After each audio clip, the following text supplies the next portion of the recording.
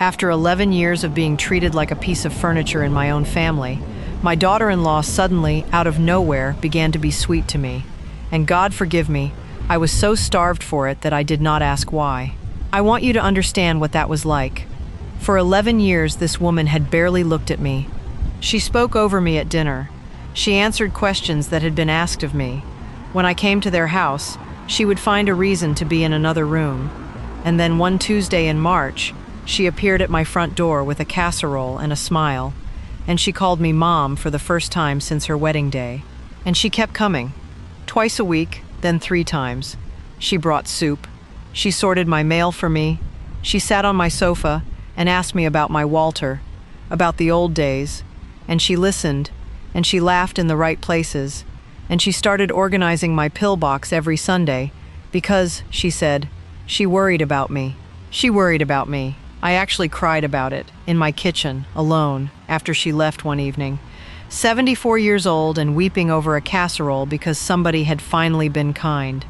My name is Helen, and I am here tonight to tell you that every single one of those visits was being written down. Now I need you to stay with me all the way to the end, because this is not the story you think it is. There is no screaming match. Nobody stole a house. What was being done to me was quieter and colder than that. And by the time I understood it, it had been running for 5 months. By the end of this story, you are going to know exactly what my daughter-in-law was doing in my home, why she suddenly wanted to be so close to me, and what I found in a folder in her bag that stopped my heart in my chest. And you are going to know exactly what an old woman did about it, which was not what any of them expected. But hold on to one small thing as we begin. The very first sweet thing she ever did for me was offer to organize my pills. Remember that. Remember the pills. It seems like nothing. It was the whole plan. Let me take you back to the beginning, not to that Tuesday in March, to 11 years earlier, and a wedding, and a young woman who decided in about 4 minutes exactly what I was worth. My son David married Brooke when he was 31, and she was 27, and I knew within the first year that she did not like me. I want to be fair about this because I have had a long time to think it over. Brooke was not cruel to me. That is the thing that made it so hard to name. She never once said an unkind word that you could repeat to another person and have them understand. It was all in the spaces. It was the way her eyes moved past me. It was being told about family plans after they had been made.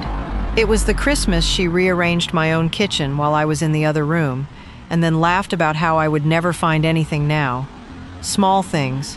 1,000 small things that each weighed nothing, and together weighed more than I could carry.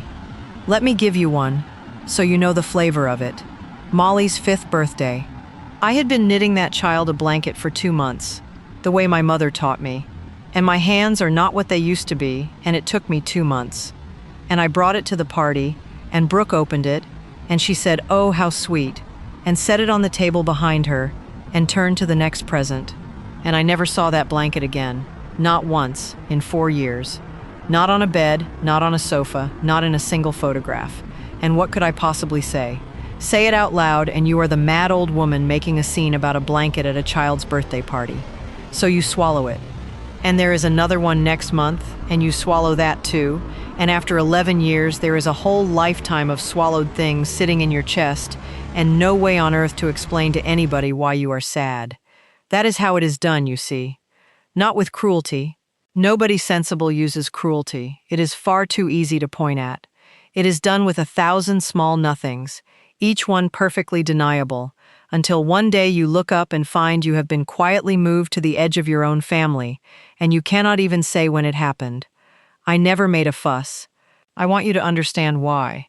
My Walter had been gone 4 years by then, and David was all I had, and I had watched other women lose their sons by making their sons choose. So I decided, very early, that I would rather be tolerated in my son's house than banished from it. I swallowed it all. 11 years of it, and I told myself that I was being wise, that I was keeping the peace, that this was what love costs. I have learned since that a woman who never makes a fuss teaches everyone around her that she will never make a fuss. And people build plans on top of that. They lived 20 minutes away. My grandchildren, Molly and Ben, were 9 and 7, and they were the joy of my whole life, and I got to see them about once a month, which was exactly as much as Brooke arranged. I used to keep a little calendar and count the days. I am not ashamed to say it now, though I was ashamed of it then. I should tell you what my days actually looked like in those years, because it matters for everything that comes after. I would wake at 6, out of habit, in a house built for 2 people and a family. I would make 1 cup of tea, and then there was the day. 12 hours of it every day, in rooms where nothing moved. I talked to the radio. I am not joking about that, and I am not asking for your pity. I am telling you a fact about being old and alone in a country that has decided old and alone is a private matter.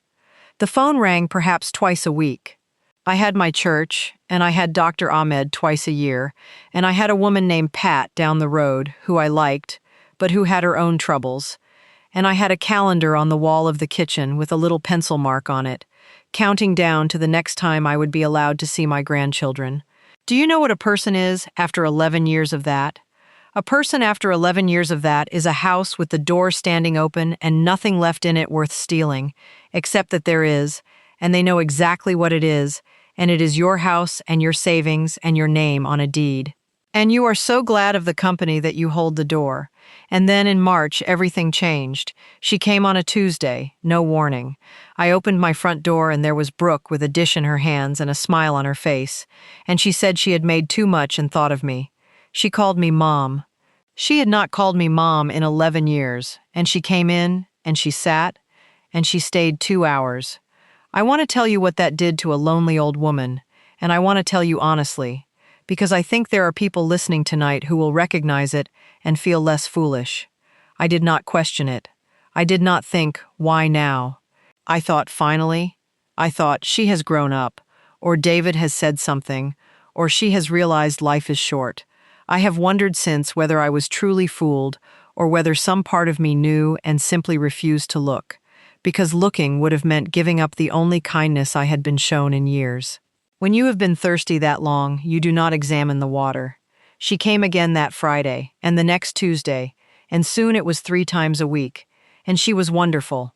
She really was. She would breeze in with groceries I had not asked for. She would sit and ask me about Walter, about how we met, about the house, and she would listen with her chin on her hand like it was the most interesting thing in the world. She started calling in the evenings just to check in. She sent me photographs of the children. She hugged me when she left. 11 years of ice, and then a spring. And on that very first visit, before she left, she looked at my little weekly pill box on the counter, and she picked it up, and she said, in the sweetest voice, that she would just sort these out for me so I would not have to worry. And she did. And she did it every Sunday after that, and I let her. Because it was kind. Because it was such a small, kind thing. Now, here is where I have to slow down, because this is the part I need you to actually feel. The strangeness started so gradually that I thought it was me. The first one was my reading glasses. I found them in the refrigerator, in the butter compartment. And I stood there in my kitchen holding my cold glasses, and I felt something drop through the floor of my stomach, because I am 74 years old, and every 74-year-old in this world has a private terror, and it is not death. It is this. It is the fear that the lights are going out, and you will be the last to know. I told myself I was tired. I put them on and I made my tea, and I did not think about it again for a week. Then it was my keys. In the freezer, that time. And I laughed, out loud, alone in my house. A strange high laugh that did not sound like me, because what else do you do? And then I sat down at my table, and I put my face in my hands, and I was frightened in a way I had not been since the night Walter died. Then the milk in the cupboard. Then the television remote inside the bread bin. And the worst one, the one I still cannot think about without my face going hot. She telephoned me one Tuesday morning and asked me, very casually, whether I was ready. And I said, ready for what? And she went quiet. And then she said, oh, Mom, we said Tuesday. We said it on the phone on Sunday. Do you not remember? And I did not remember, because it had never happened. But how do you know that? How does anybody know that? You cannot prove a phone call did not happen. All you have is your own memory, and your own memory is the exact thing under attack, so what are you supposed to check it against? Nothing.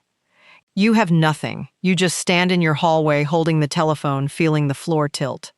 That is what I want people to understand about this. It is not like being robbed. When you are robbed, you know a thing happened to you. This takes the instrument you would use to measure the damage. It breaks the ruler and then asks you how long the table is. And here is the thing that made it so much worse. The thing I want you to hear. Every single time Brooke was there. Not that day, but she had been there the day before, or that morning. And every single time, she was the one who found it. She would open the freezer and go, "Oh, Mom," and pull out my keys with this look on her face of such enormous gentle pity, and she would put her arm around me and tell me it was all right, it happens to everybody, and I was not to worry. "Do not worry, Mom. It happens to everybody." And I believed her. That is what I need you to understand. I believed her because the alternative was too big and too strange to even form as a thought. What kind of a person would do such a thing? Who could look at an old woman and decide to make her lose her mind on purpose? I could not have imagined it. I had never in my life imagined a thing like that. And that failure of imagination, that is exactly what they build on. Decent people cannot picture the indecent thing, and so they explain it away, and while they are explaining, the trap closes.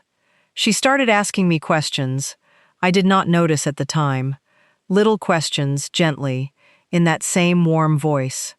Whether I had remembered to eat, whether I had been sleeping, whether I ever felt confused in the afternoons. She asked me once, so kindly, whether I ever got frightened being in this big house all alone, and I said yes, because I did, because I was 74, and my husband was dead, and my keys kept turning up in the freezer. Of course I said yes, and she started filming. Just little things, she said. The grandchildren wanted to see Grandma. She would hold her phone up while I told a story, and she would say it was for Molly, and I performed for that phone, God help me. I was so glad to be wanted that I performed. There was a day in June that I think about more than the rest of it. Brooke had brought the children over, which was rare and wonderful, and I made a cake, and we had a lovely afternoon, and at some point I called my grandson by my son's name. I called Ben David. That is all. It is the oldest, most ordinary slip a grandmother has ever made. My own mother called me by my sister's name for 30 years. Every human being over 60 has done it. And the room went quiet, and I looked up and Brooke had her phone up, and she was not smiling, and she had that gentle, sorrowful look on her face, and she said, very softly, "Oh, Mom." I laughed it off. I said, "Listen to me. I have been doing that since your husband was in short trousers." And Brooke put her hand on my arm and told me that of course, it was nothing at all, and I was not to give it another thought. She kept the video. Of course she kept the video. And that night, for the first time, something small and cold and old woke up in the back of my mind. Not a thought. I could not have told you what it was. Just a feeling, the way you feel a draft in a room and cannot find the window. Something is wrong here, and it is not my memory. I did not act on it. Not for another 6 weeks. Because I did not want it to be true. Because if it was true, then the only kindness I had in my life was a knife, and I would rather have had the knife than nothing at all. That is the shameful truth, and I am telling you anyway, because I think somebody listening needs to hear an old woman say it out loud. Loneliness will make you keep hold of a hand that is holding you under. The day it broke open was an ordinary Thursday in August. Brooke was in my house. She had run out to her car for something, and the children were not there, and her bag was on my kitchen chair. And it had tipped over.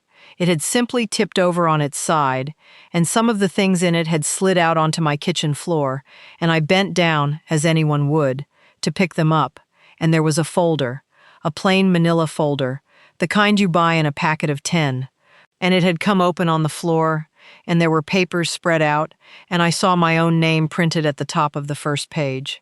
I want you to know that I did not decide to read it. There was no moment where I chose. I was on my knees on my own kitchen floor, and my name was on a page, and my eyes did what eyes do. It was a log, a dated log, typed, neat, going back 5 months to March. And every entry was about me. I knelt there and I read my own life described by a stranger. March the 14th, subject appeared confused about the date. April the 2nd, subject could not locate her reading glasses, found in refrigerator. April the 19th, subject expressed fear about living alone, see recording. May the 26th, subject unable to locate house keys, found in freezer compartment.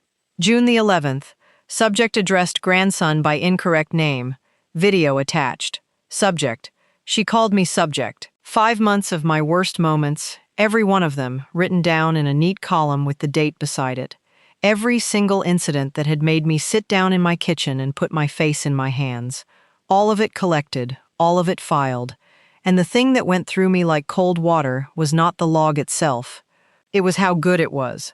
Because I read it, kneeling there, and I want you to understand that if a stranger had handed me those pages and told me they were about some other old woman, I would have believed every word. It was devastating. 5 months of dated, specific, entirely factual incidents. Not one lie in it. That is the horror of the thing. She had not needed to lie. She had manufactured the truth and then simply written it down accurately. Glasses in the refrigerator, and they had been. Keys in the freezer, and they had been. Called the grandson by the wrong name, and I had.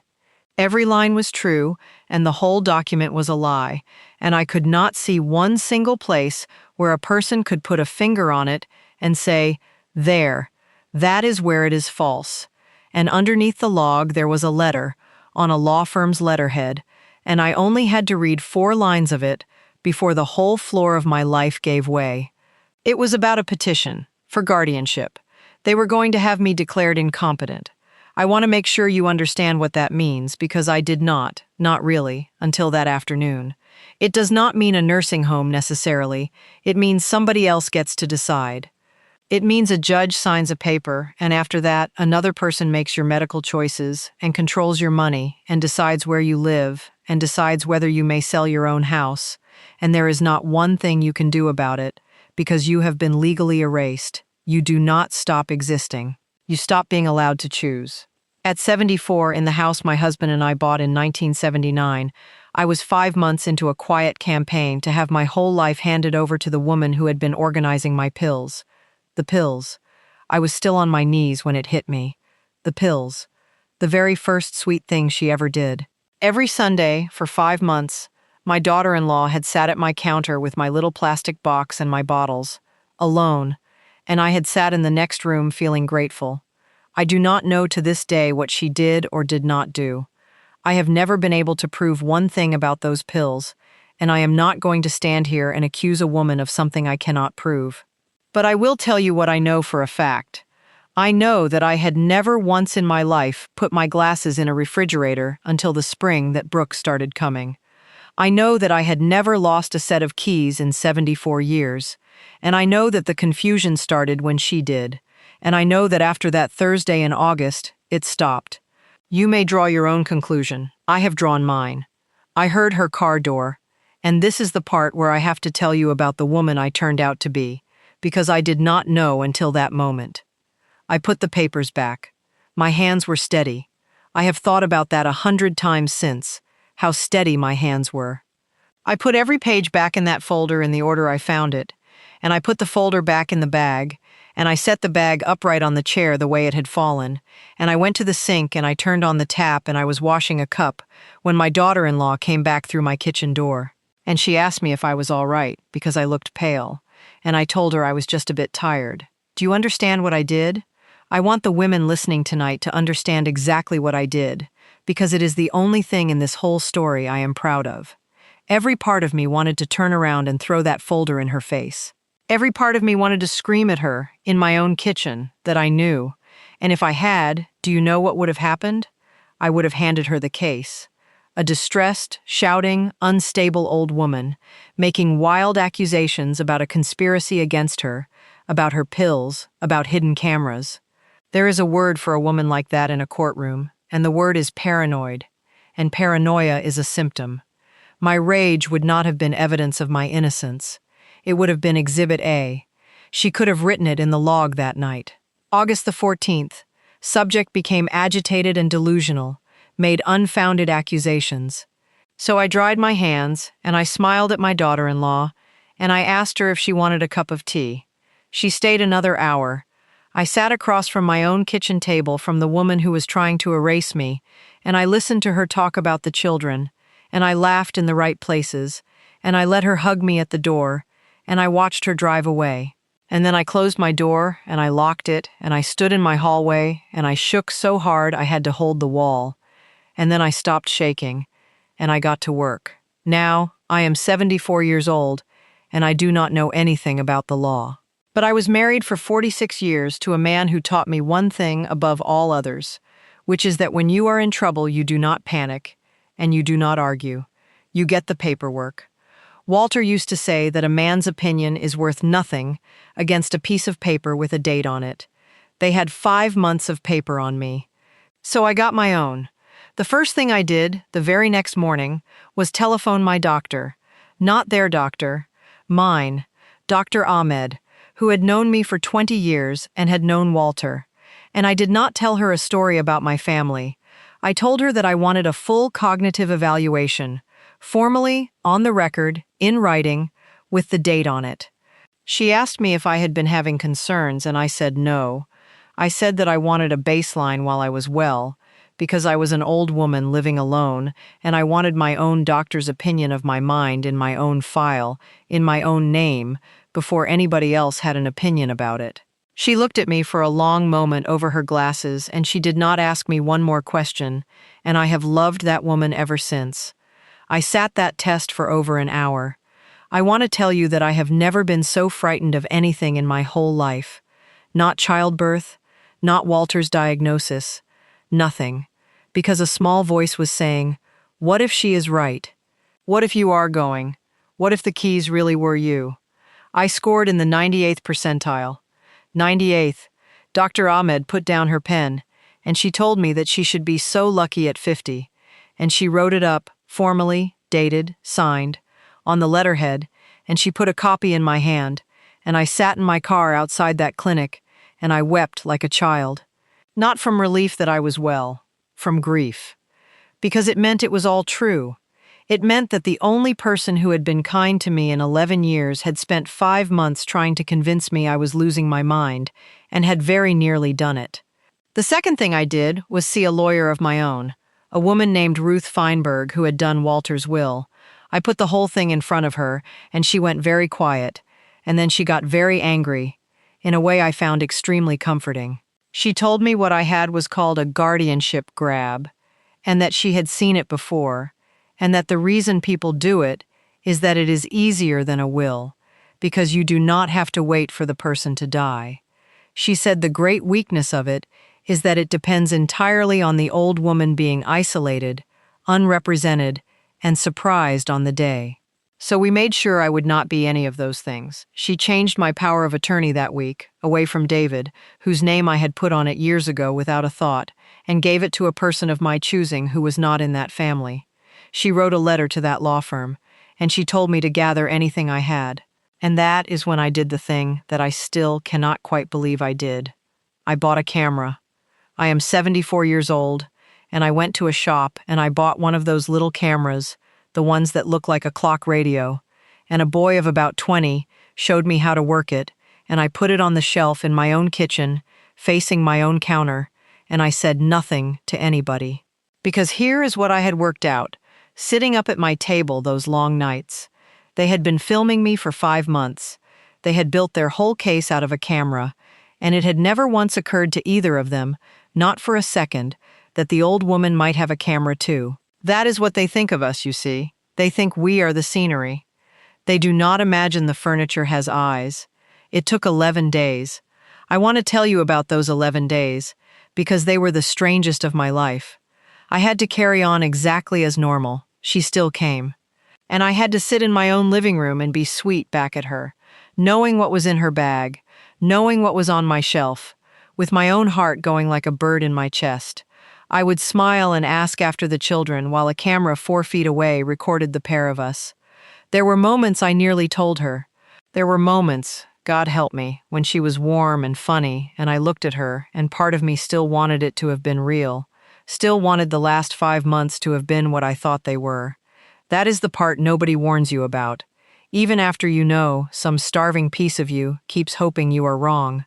And every night for 11 nights, I sat down at my kitchen table and watched the day's recording of my own empty kitchen. Nothing. Nothing. Nothing. And each night the doubt got a little louder, and it said, "You have gone mad after all, Helen. You have bought a spy camera and pointed it at your own kettle. You are a paranoid old woman, and this is precisely what they will say about you." Then on the 11th day, a Sunday, my daughter-in-law came for her visit, and she was lovely, and she brought me flowers. And she went into my kitchen alone to make the tea, the way she always did, and she was in there about 4 minutes. And on the recording, you can watch her take my house keys off the hook by the door. You can watch her look back over her shoulder toward the living room where I was sitting, and you can watch her open my freezer and put my keys inside behind the peas and close the door and pick up the kettle. I watched that recording 9 times that night, 9 times, and I did not cry. I sat in the dark in my living room, and I watched a woman put my keys in my freezer over and over, and the thing I felt was not what I expected at all. It was not rage. It was relief so enormous I could hardly breathe. Because there it was not me. My mind was not going. My mind had never been going. I was not confused. I was not old and failing and frightened. I was being hunted. And of the two, I will take being hunted every single day of the week, because you can fight that. The hearing never happened, in the end. That is the part people always want, and I am sorry to disappoint you. There was no courtroom, no dramatic moment, no judge banging a gavel. What there was a meeting. Ruth Feinberg wrote to their lawyer. She sent him one letter with 3 things in it. My cognitive evaluation, dated and signed, 98th percentile. A copy of my new power of attorney, and a still photograph from a video recording showing his client's wife placing a set of house keys inside my freezer, with the date and the time on it. That firm withdrew from the matter in 4 days. And then my son came to my house. He came alone, and he sat at my kitchen table, and I want to tell you about David's face, because I will see it until I die. He was gray. He looked like a man who had been in an accident, and he told me that he had not known, that she had told him I was declining, that she was worried, that she was only trying to protect me, that she had shown him the log and the videos, and he had believed her, because why on earth would she lie about a thing like that? And I believe him. I want to say that plainly. I have looked at it from every angle for a year now, and I believe my son did not know, but I want to say the other thing too, the harder thing, and I said it to him at that table. I asked him one question. I asked him how many times in 5 months he had come and sat with his mother and looked at her with his own eyes. And he could not answer me, because the answer was twice in 5 months, and both times for less than an hour, with his coat on. That is how it works. That is how it always works. He did not need to be wicked. He only needed to be absent. Because if my son had sat in this kitchen with me for one single afternoon, he would have seen that his mother was perfectly sharp, and the whole thing would have collapsed. His wife did not fool him. His wife simply filled the space where he should have been, and he let her, for 11 years, because it was easier. And that is the thing I had to forgive him for, and it took me a very long time, and it was much harder than forgiving her. I did not press charges. Ruth wanted me to. I thought about it for a long time, and I decided against it, and I want to tell you why. Because it is not weakness. Those children, Molly and Ben, are 9 and 7, and if I had done it, my grandchildren would have grown up knowing that their grandmother put their mother in a courtroom, and whatever I gained, I would have lost them, and I would have deserved to. I chose my grandchildren over my justice. I would make the same choice again tomorrow, but I did not forgive, either. Those are different things, and people confuse them constantly. Brooke has not been in my house since. She will not be, ever again, while I am alive and in my right mind, which the paperwork says I very much am. That was my one condition, and it is not negotiable, and my son knows it. He comes on Sundays now, alone or with the children, and he sits, properly, with his coat off, for a few hours, and we are learning how to be a mother and a son again, slowly, which is a strange thing to have to learn at 74. So now you know why my daughter-in-law suddenly started being sweet to me. She was not being sweet. She was collecting. Every casserole was an entry in a log. Every warm question about whether I felt confused in the afternoons was a line for a legal petition. Every video she took of me telling a story to her phone was evidence being filed against me. She was not visiting an old woman. She was building a case, and I sat in my chair and thanked her for it, and told myself I was lucky, and cried in my kitchen out of gratitude. And now you know about the pills. The very first sweet thing she ever did for me, on the very first day, was pick up my pill box and offer to organize it. I told you at the start to remember that, and now you understand why. I cannot prove what happened at that counter. I will never be able to. But I know that a woman who had never lost her keys in 74 years began losing them the month that another woman started handling her medication. And I know that it stopped the week I stopped letting her. And now you know what I did about it. I did not scream. I put the folder back in her bag, and I made her a cup of tea, and I let her drive away believing she was winning. Because a woman who shouts in her own kitchen is a symptom, and a woman who gets a dated evaluation from her own doctor is a problem. I did not fight her. I outlasted her. I got the paper. Walter would have been proud of me, and I like to think he was watching. Here is what I want to leave with you, because I believe there is somebody listening tonight who needs it more than they will admit. If you are old, and you are alone, and somebody has suddenly become very kind to you after years of not bothering, I am not telling you to assume the worst. Most kindness is just kindness, and a suspicious old age is a poor way to spend your last years. But I am telling you that you are allowed to notice the timing. You are allowed to ask, quietly, why now? Sudden sweetness after long coldness is not always a gift. Sometimes it is a survey. And if you have started to frighten yourself, if things have been turning up in strange places, and you have sat down in your kitchen and put your face in your hands, then hear me, because this is the important part. Before you accept that story about yourself, go and get your own doctor's opinion, in writing, with a date on it, not their doctor, yours. Because your mind is the one thing nobody can be permitted to have an opinion about except you and a professional you chose.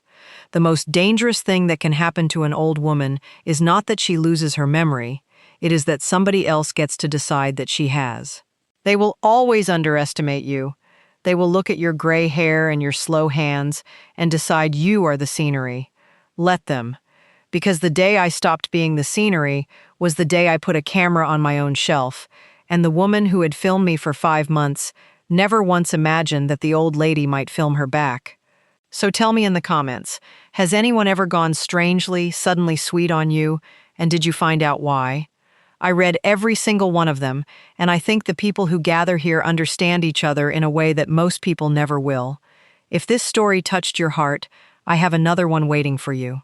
Click the next video on your screen for another unforgettable story about courage, family, and the quiet strength of ordinary people. Subscribe to the Quiet Reckoning Stories so you never miss one. Thank you for sitting with me tonight. There is always a place for you here, and I will keep it warm.